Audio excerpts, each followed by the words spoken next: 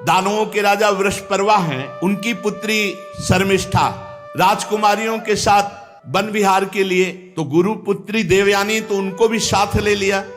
हजारों सखियां और उपवन में टहल रही थी। सुंदर पुष्प से लदे हुए अनेक वृक्ष, सुंदर सरोवर जिनमें कमल खिले हुए थे, भौरे गुंजार कर रहे थे, बड़ा ही सुंदर। उधर ये सब राजकुमारियां स्नान कर रही थी, सरोवर में खेल रही थी, नवयुवती थी और निर्वस्त्र थी। भगवान गौरी शंकर उस समय वहां से निकले, देवाधिदेव महादेव पार्वती जी, तो सब कन्याएं सकुचा गई और दौड़ पड़ी और अपने अपने वस्त्र, तो शीघ्रता के कारण देवयानी के हाथ में लगा शर्मिष्ठा का वस्त्र, राजकुमारी वृषपर्वा की पुत्री, और वो पहन लिया देवयानी का जो वस्त्र शर्मिष्ठा। तो राजकुमारी ने कहा, तुम्हारी हिम्मत कैसे हो गई, हमारे उपरोहित की कन्या होकर तुम हमारी राजकुमारी को ऐसा वस्त्र कैसे तुमने धारण कर लिया।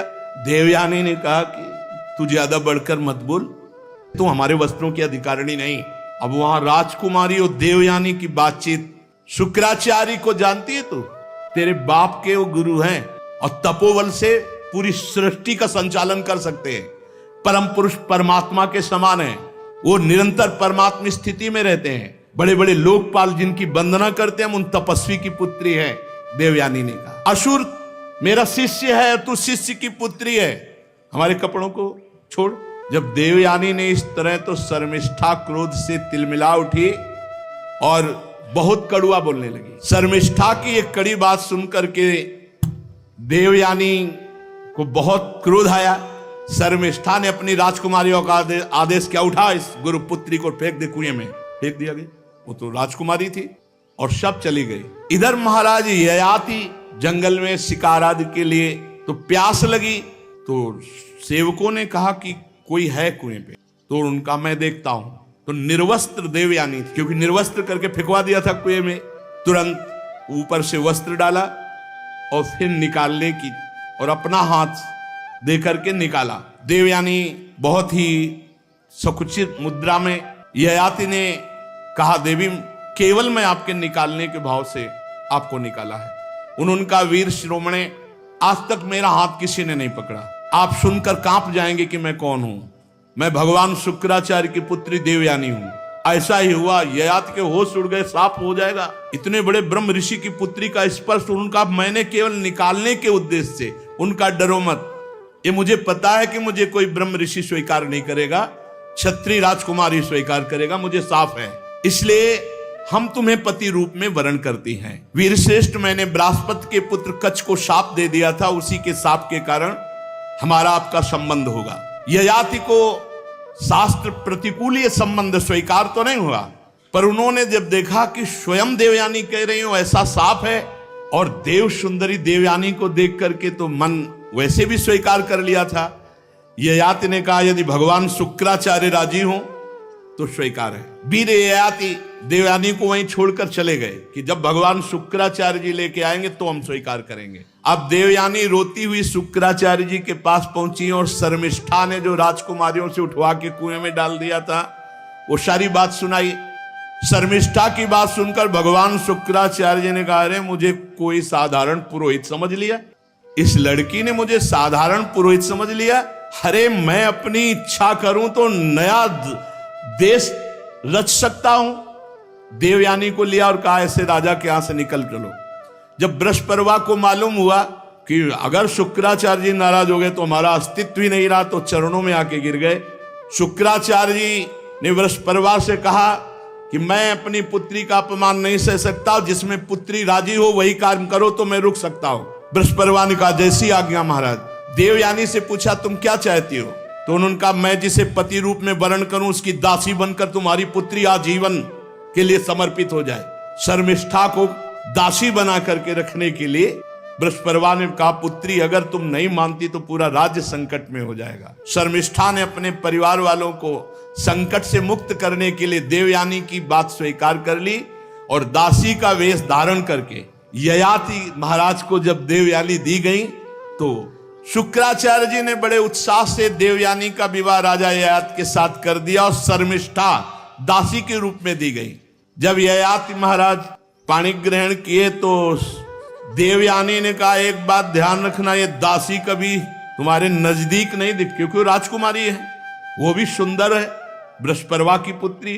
तो उनका कभी इसको अगर आपके समीप देखा, डरते थे महाराज ययाति देवयानी से, क्योंकि शुक्राचार्य जी पावर थे। उन्होंने कहा कि कभी सेज पर नहीं स्वीकार करूंगा।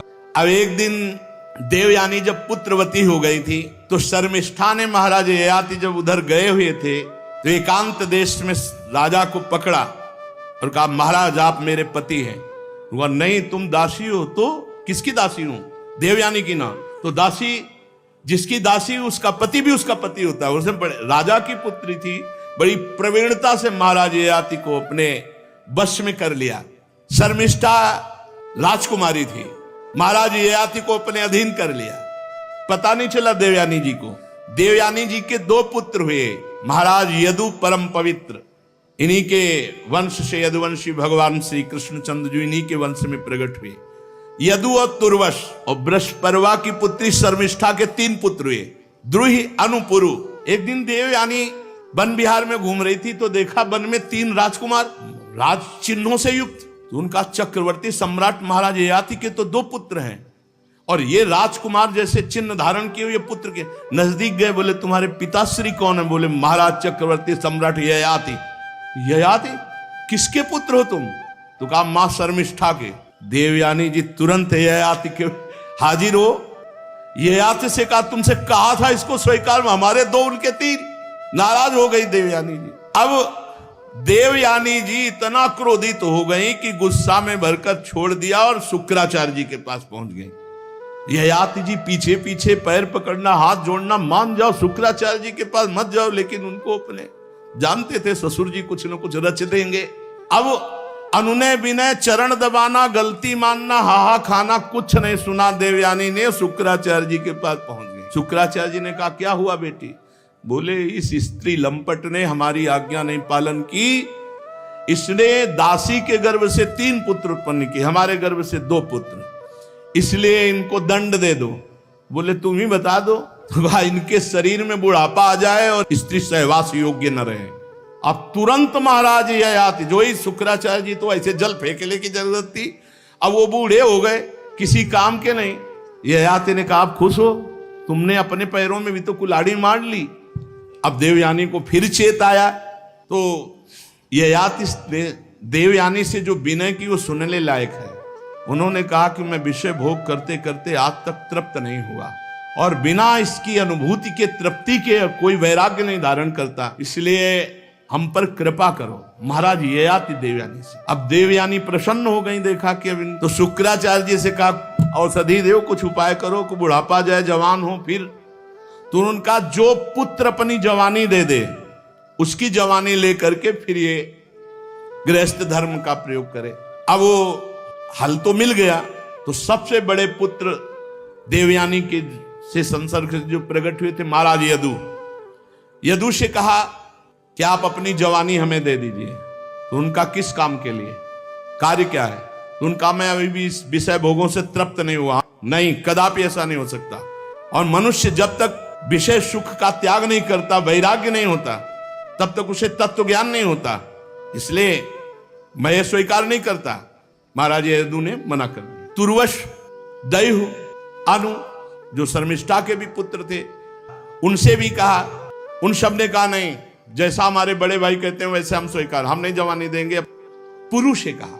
पुरु ने कहा पिताश्री आप ही हमारे परम पद हो, बहुत धर्मात्मा पुरुष। भी पुत्र का वास्तविक शरीर पिता का ही अधिकार है। ऐसी अवस्था में मांगने की बात कर रहे हो आप? हम आपका उपकार का बदला नहीं चुका सकते। आप हमारे माता पिता हैं, ये शरीर आपका है, ये जवानी आपकी है। मैं आपका बुढ़ापा और इंद्रिय शक्तिहीनता स्वीकार करता हूं, आप हमारी जवानी स्वीकार करें, जैसा चाहें वैसा उपभोग करें। पिता का अगर आज्ञा का पालन न करे तो पुत्र क्या हो? तो पुत्र नहीं है। पुरु ने बड़ा आदर करके पिता का बुढ़ापा स्वीकार किया और इंद्रिय शक्तिहीनता स्वीकार कर ली। महाराज ययाति बहुत अंदर से प्रसन्न हुए कि पुत्र हो तो महाराज पुरु जैसा। 1000 वर्ष अपने पुत्र के यौवन का उपभोग किया। फिर वही तृष्णा वैसे, इसीलिए ये समझने के लिए चरित्र सुनाए जाते हैं। फिर वही तृष्णा वैसे ही, कोई तृप्ति नहीं, फिर वही चाह। महाराज ययाति को भोगों से तृप्ति नहीं, ऊब कर छोड़ना पड़ा, मतलब गजब हो गया इन दुष्ट इंद्रियों का। महाराज जब एक दिन देखा कि मैं इतना नीच हो गया हूं कि अपने पुत्र की जवानी भोग रहा हूं, फिर भी नहीं, अब नहीं। देवयानी से कहा, भृगुनंदिनी, पृथ्वी में मेरे समान कोई विषयी होगा? इंद्रियों का गुलाम हो चुका हूं, कोई परमार्थ की वृत्ति नहीं रह गई, केवल विषय सेवन, अपने पुत्र की भी जवानी भोग लिया, आज तक कभी तृप्ति नहीं हुई। नहीं, अब नहीं प्रिय, अब नहीं। बस यही बात जिसके जीवन में आ गई, अब लो नशानी अब ना नशइयो, जीत गया। जो इंद्रियों को छूट दे देता वो कितना भी बड़ा विद्वान या बलवान हो, नष्ट हो जाता है। राम कृपा भव निशा सिरानी, जागे पुण्य न रसइयो, अब लो नशानी अब ना नशइयो। बहुत हो गया, अब इंद्रियों का खिलवाड़ नहीं। विषयों का सेवन करते करते हाय हाय मेरे पुत्र की 1000 वर्ष आयु मैंने भोग ली, फिर भी वही भोग लालसा। इस वासना और भोगों की तृष्णा का अंत नहीं। आज मैं परमात्मा को साक्षी करके निश्चित करता हूं कि आज के बाद इन भोगों को स्वीकार नहीं करूंगा। यही जय है, जिसकी समझ में जब आ जाए और निश्चय कर ले, वही जय है। ययाति ने अपनी जो पुत्र की जवानी थी पुरु को लौटा दी, वो बुढ़ापा ले लिया और निश्चिंत होकर भगवान के चिंतन में लग गए। दक्षिण पूर्व दिशा में द्रुहि, दक्षिण में यदु, पश्चिम में तुर्वस, उत्तर में अनु को राज्य देकर अपने सिंहासन पर पुरु को बैठाला और आप सब कुछ त्याग कर वनवास ले लिए। बहुत वर्षों तक घोर तपस्या परायण रह करके आप विचार करो, ये है निश्चय। जब छोड़ दिया तो छोड़ दिया, चल दिया।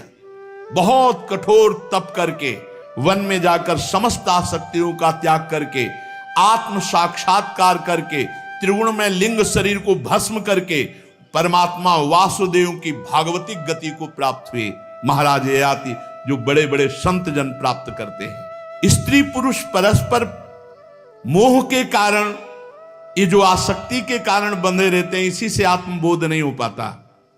ये हंसी खेल नहीं है माया मोह का त्याग करना।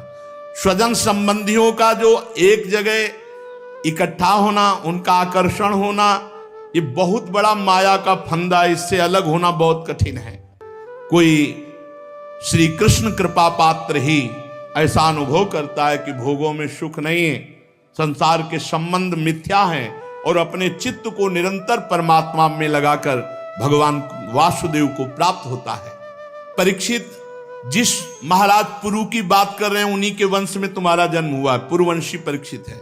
इसी वंश के वंशधर बड़े राजर्षि ब्रह्मर्षि हुए हैं। पुरु का जन्मेजय, जन्मेजय का प्रचीनवान, प्रचीनवान का प्रवीर, प्रवीर का नमस्यु, नमस्यु का पुत्र हुआ चारुपद, चारुपद से सुद्यु, सुद्यु से बहुगो, बहुगो से संयाति, संयात से अहयाति और अहयात से रौद्राक्ष। विश्वात्मा प्रधान प्राण से जैसे 10 इंद्रियां होती है, वैसे घृताची अप्सरा के गर्भ से रौद्राक्ष के 10 पुत्र हुए। ऋतेयु, कुक्षेयु, स्थंडलेयु, कृत्ययु, जलेयु, संतेयु, धर्मेयु, सत्ययु, व्रतेयु और बनेयु। परीक्षित, उन्हीं से ऋतेयु का पुत्र हुए रंतिभार।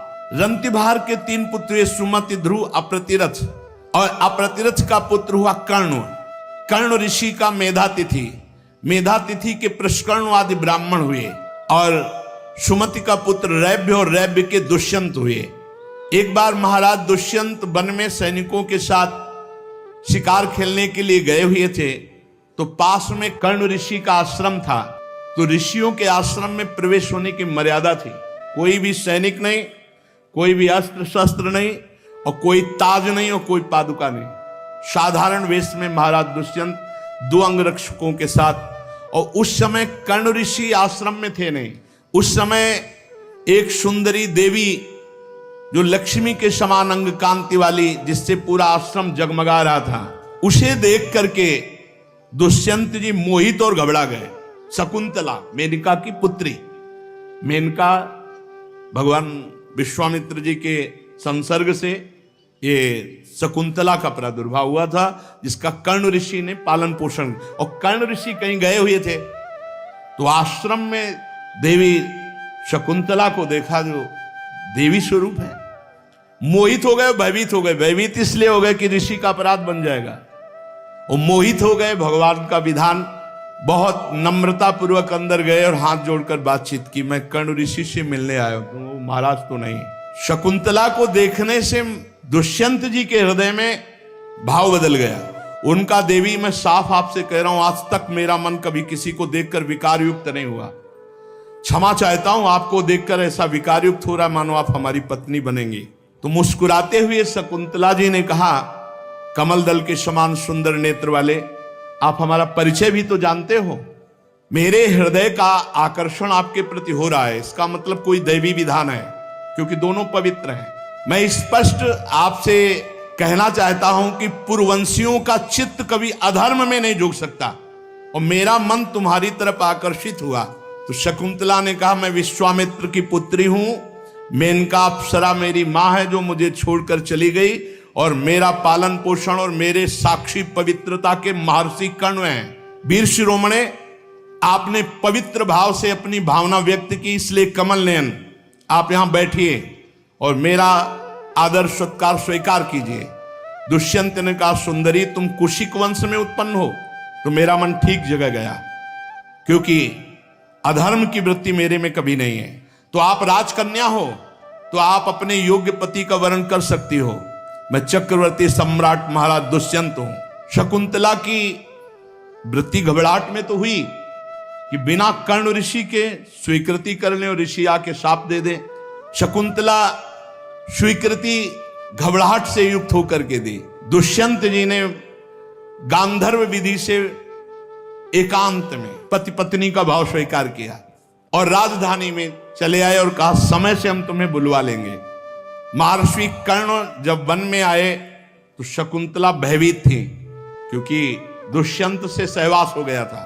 कर्ण ऋषि ने कहा, बेटी तुम संकोच मत करो, मैंने ध्यान के द्वारा देखा है वो और कोई नहीं, चक्रवर्ती सम्राट महाराज दुष्यंत है और बड़े धर्मात्मा हैं। कुछ समय बाद महर्षि कर्ण के ही आश्रम में बालक प्रकट हुआ, विधि पूर्वक संस्कार किए गए और उसका नाम भरत हुआ। इतना बलवान था कि बड़े बड़े सिंहों को खेलता था, सिंहों के साथ खेलता था, भगवान का अंशावतार था, अमित पराक्रम था। शकुंतला जब देखा कि बहुत समय हो गया, महाराज दुष्यंत ना तो किसी सैनिक को भेजा, ना मंत्री को भेजा, ना कोई खबर। शकुंतला जी ने भरत जी को लिया और गई सभा में और कहा, महाराज आप पहचानते हैं मैं आपकी पत्नी हूं और ये पुत्र आपका है। तो दुष्यंत जी ने कहा, ऐसे थोड़ी क्या करके बोल दे कि मैं पत्नी हूं, ये पुत्र है, क्या प्रमाण है आपके पास? अस्वीकार कर दिया। राजा दुष्यंत ने जब अस्वीकार इसीलिए किए थे कि हर कोई नहीं जानता था, हर कोई नहीं जानता था, तो भरत जी को राजपद पर स्वीकार करने के लिए मंत्री पूरा परिकर जानना चाहिए। तो सत्य को भगवान साक्षी करते हैं। उन्होंने कहा कि निर्दोष पत्नी हो और निर्दोष पुत्र है, इसका क्या प्रमाण? तो तुरंत आकाशवाणी हुई, हे दुष्यंत ऐसे शब्द नहीं, ये देवी है, कोई साधारण नारी नहीं, और तुम्हें अपने पुत्र के लक्षण नहीं दिखाई दे रहे? सिंह की वत खड़ा है दरबार में। दुष्यंत, अगर अब दोबारा शकुंतला का तिरस्कार किया तो यह है धर्म, धर्म इसे कहते हैं। भगवत वाणी हुई, दोबारा शब्द अवहेलना के मत बोल देना कि क्या प्रमाण कि ये पुत्र हमारा है, तुम पत्नी हमारी हो। अपने पुत्र का भरण पोषण करो, स्वीकार करो। यही चाहते थे दुष्यंत जी कि सभा में दिव्यता की है, क्योंकि एकांत मिलन था, इसको कौन जानता। शकुंतला परम पवित्र देवी है और यह गर्भ तुम्हारा ही धारण कराया हुआ है, आकाशवाणी ने ऐसा कहा। दुष्यंत जी ने सहर्ष भरत जी को स्वीकार किया और राजगद्दी चक्रवर्ती सम्राट पद पर अभिषेक किया, और आप वनवास कठोर तप करके भगवान को प्राप्त हुए। आज भारतवर्ष इन्हीं के नाम से गाया जाता है। पृथ्वी पर महामहिमा जो भरत जी, उन्हीं के नाम से भारत। उनके दाहिने हाथ में सुदर्शन चक्र का चिन्ह था, पैरों में कमल कोश था, और महाराज्याभिषेक की विधि से उनको राजपद पर अभिषिक्त किया गया। भरत ममता के पुत्र दीर्घतमा मुनि को पुरोहित बनाकर गंगा तट से गंगा सागर गंगोत्री तक 55 पवित्र अश्वमेध यज्ञ किए। यमुना तट से प्रयाग तक, यमुनोत्री तक 78 अश्वमेध यज्ञ किए। बड़े महात्मा पुरुष थे। यज्ञों की धनराशि से तृप्त कर दिया ब्राह्मणों को। दुष्यंत कुमार भरत यज्ञी अग्नि स्थापन बड़े उत्तम। करोड़ों अरबों गौओं का दान। 1000 ब्राह्मण में से प्रत्येक ब्राह्मण को एक एक बद्ध गौएं, 13,084 ये गौएं एक एक ब्राह्मण को, और 33, 55 और 78, 55 और 78 कितने हैं? हाँ, ऐसे ब्राह्मणों को स्वर्ण से जटित घोड़े प्रत्येक ब्राह्मण, और 133 अश्वमेध यज्ञ किए। समस्त नरपतियों को असीम आश्चर्य में डाल देने वाले महाराज दुष्यंत पुत्र भरत हुए। उन्होंने भगवान श्री हरि को गुरु के रूप में वर्ण करके उनकी प्रसन्नता के लिए यज्ञ की। यज्ञ में एक कर्म मशनार होता है, उसमें भरत जी ने सुवर्ण से विभूषित श्रेष्ठ दांतों वाले 14 लाख हाथी ब्राह्मणों को दान किए। भरत जी ने जो महान कर्म किया वो न पहले कोई राजा कर सका और न आगे कोई कर सकेगा। जैसे कोई स्वर्ग से हाथ नहीं छू सकता, ऐसे दुष्यंत पुत्र भरत की बराबरी नहीं कर सकता। भरत ने दिग्विजय के समय किरात, ऋण, यवन, अंध, कंक, खस, शक, म्लेच्छ इन सब ब्रह्मद्रोहियों को, समाज द्रोहियों के मूड़ मुड़ा कर छोड़ दिए, किसी को मार दिया, ऐसे किए। बलवान असुर भाव वालों को पराजित करके रसातल में मिला दिया भरत जी ने। ऐसे राजा थे वो। अपनी प्रजा का 27,000 वर्ष तक एक क्षत्र चक्रवर्ती सम्राट पद से शासन किया, और अंत में यह निश्चय किया कि सब व्यर्थ है। यही खास बात, ये सब व्यर्थ है। 133 अश्वमेध, ये सब दानपन। उन्होंने सार्वभौम संपत्ति, अखंड शासन, जीवन सब कुछ मिथ्या समझकर उदासीन हो गए। ये सब व्यर्थ है, भगवान की प्राप्ति ही सत्य है। सोचो, ऐसे ऐसे सम्राटों को बाद में अनुभव हुआ कि ये सब व्यर्थ है। विदर्भ राज की 3 कन्याएं भरत की पत्नियां थीं, उनसे पुत्र हुए। भरत ने देखा और कहा ये बच्चे मेरे अनुरूप नहीं है, तो माताओं ने उन बच्चों को ही, भरत के कोई संतान नहीं हुई, जो हुई थी उनको स्वीकार नहीं किया, मेरे अनुरूप नहीं। तब मरुदगणों ने प्रसन्न होकर भरत को भरद्वाज नामक पुत्र प्रदान किया। भरद्वाज की उत्पत्ति बड़ी गुप्त रीति की है। बड़ा भजन के सिवा कोई काम पर विजय नहीं प्राप्त कर सकता, चाहे जितना ज्ञान हो जाए। भरद्वाज की उत्पत्ति का बड़ा सूक्ष्म विषय, इसलिए ज्यादा इनको खोलकर नहीं कहा जाता, और इनमें गूढ़ रहस्य होता है। तो बृहस्पति जी की भाई थे उतथ्य ऋषि, बड़ा विचित्र। अब महाराज बृहस्पति जी परम ज्ञानी है। बृहस्पति जी जैसा ज्ञान किसको है? अपने भाई उतथ्य की पत्नी, तो बृहस्पति जी ने जब उतथ्य की पत्नी से सहवास करना चाहा तो उसमें पहले से गर्भ था, बलपूर्वक गर्भाधान किया। ये देव उत्पत्ति है। उतथ्य जी की पत्नी का नाम ममता था, वो बहुत भयभीत हो गई। उस समय जो पुत्र हुआ भरद्वाज, उनका नाम हुआ भरद्वाज ऋषि, परम पावन महात्मा। अब ये साधारण क्रियाएं तो है नहीं ना, देव उत्पत्ति है। महापुरुष भरद्वाज जी ऋषि, भरद्वाज ऋषि के गोत्र चलते हैं। अब बृहस्पति जी ने छोड़ दिया और उतथ्य जी ने स्वीकार नहीं किया, तो उस पुत्र को मरुदगणों ने ले लिया और वो महाराज भरत को पुत्र रूप में प्रदान किया, जो भरद्वाज जी उनके पुत्र हुए। इस तरह से मरुदगणों के द्वारा पालित भरद्वाज ऋषि का भरत जी का पुत्र बनना और भारत की नींव भरत जी से, और ये महान धर्मात्मा पुरुषों के पावन चरित्र सुनकर यही निर्णय है, अगर जीवन में भजन नहीं भगवान का तो सब बेकार है, और भजन नहीं है तो ऊपर से लेके नीचे तक हाहाकार मचाए हैं ये विकार, काम, क्रोध, लोभ, मोह, मद, मत्सर। जिस बड़ों के ऊपर अपराध कौन अंगुली निर्दिष्ट करे? नहीं तो भगवान श्री राम जब बाली ने पूछा क्यों मारा छुप के, तो कहा अनुज वधु भगनी सुत नारी सुनसठ ये कन्या समचारी, इन्हीं कुदृष्ट बिलोक जोई ताई बधे कछ, बड़ी ऊंचाई से गड़बड़ी हो जाती है। सरस्वती जी प्रकट हुई, भगवान ब्रह्मा जी की बुद्धि चकरा गई। रूप सौंदर्य देखकर मरीच आदि ऋषियों ने कहा ऐसा तो अपराध मत करो महाराज, पुत्री की तरफ गलत दृष्टि।